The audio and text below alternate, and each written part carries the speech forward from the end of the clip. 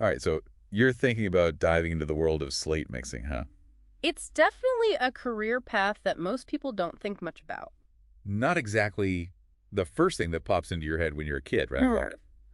But let me tell you, digging through all these roll catcher guides, I found it fascinating. Yeah, it's a surprisingly niche field, but there's a lot more to it than meets the eye. For sure. Like when I see those multicolored shingles on roofs, I never thought about how those colors come to be. It's easy to just assume it's some simple process. Right, like, oh, they just have buckets of different colored rocks or something. Yeah, but it's way more complex than that. Way more. I mean, RoleCatcher highlights how important slate mixers are to the whole roofing process. Absolutely. The durability, the look of the roof, it all comes down to getting that mix just right. And speaking of getting it right, RoleCatcher gets seriously technical about how they ensure that color consistency. Spectrophotometers, can you believe that? That's what I'm saying. High-tech stuff for mixing what's essentially rocks. Yeah, they're adjusting constantly to make sure those granules hit those super precise color targets. Wild, right. Makes you appreciate those shingles in a whole new way. For sure. And speaking of seeing things differently, let's talk about the work environment. No fancy offices here. Definitely not. Think more along the lines of industrial plants. We're talking massive mixers. Oh yeah, RoleCatcher mentioned some of these mixers can be like 3 stories tall. Exactly. Churning out tons and tons of these slate granules. It's a demanding job, no doubt. Physically demanding, that's for sure. Absolutely. Exposure to dust, noise. Those machines are working nonstop. Definitely not for everyone. Not your typical 9 to 5, that's for sure.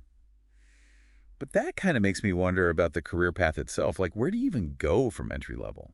Well, that's one of the things RoleCatcher does well. They actually lay out a pretty clear progression for this field. They do. You start as an entry-level mixer, put in the time, gain experience, and you can move up to senior roles, maybe even lead positions. Yep, it's not a dead-end job by any No, means. not at all. And get this, RoleCatcher found that a lot of those senior mixers, they end up going into management. Really? That's interesting. Shows the kind of skills you develop on the job. Right. It's not just about operating machinery. You're problem solving, you're paying attention to detail, all those skills translate. Makes sense. And those skills, those are valuable in a lot of different areas.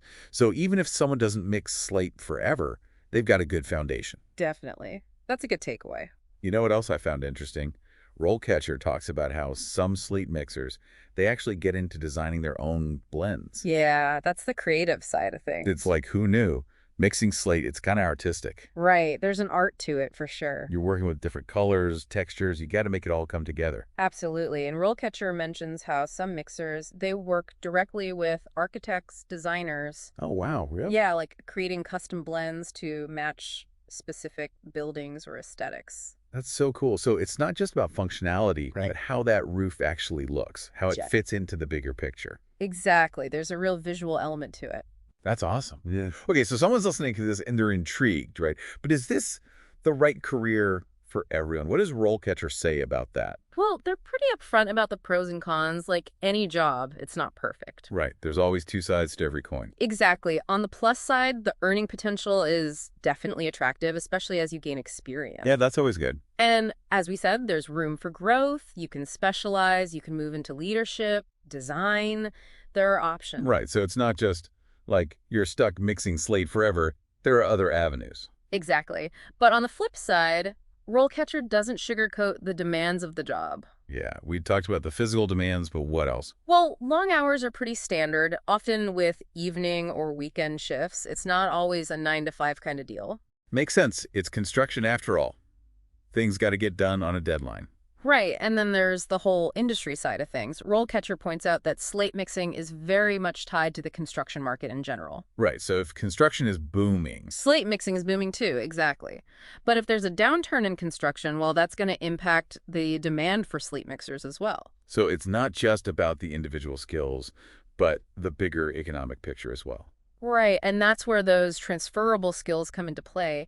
Even if someone doesn't spend their whole career mixing slate, they've gained valuable experience along the way. Absolutely. Like we talked about before, operating machinery, troubleshooting, safety protocols, those are useful skills in a lot of different fields. Exactly, it's like a backup plan in a way. You start with slate mixing, but you're opening doors to other opportunities.